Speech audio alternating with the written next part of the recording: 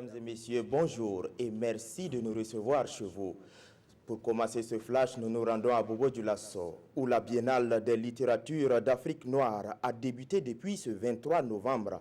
Cette édition compte mettre l'accent sur l'économie du livre et le développement.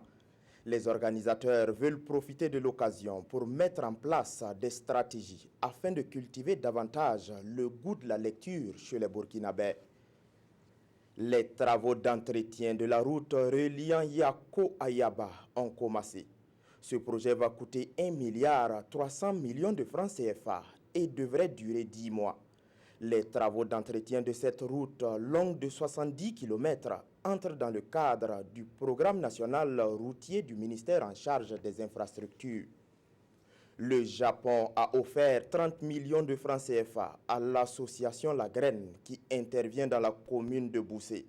Ce don devrait servir à construire 4 forages pour les habitants de cette localité.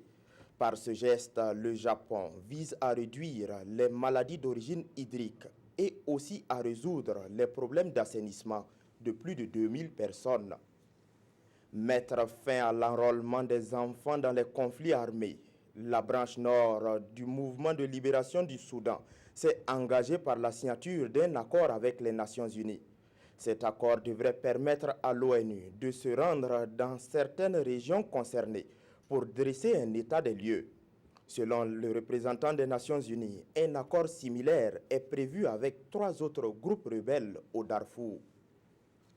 De sources judiciaires espagnoles, Samuel Eto'o risquerait 10 ans de prison et 18 millions d'amende. On lui reproche d'être fautif de fraude fiscale pendant qu'il portait les couleurs du FC Barcelone.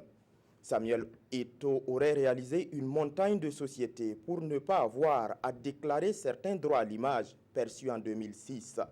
Et selon le fisc espagnol, le préjudice remonterait à 4 millions d'euros. C'est tout pour ce flash d'information. Merci pour votre attention. Marguerite Douagneau vous retrouve à 13 h.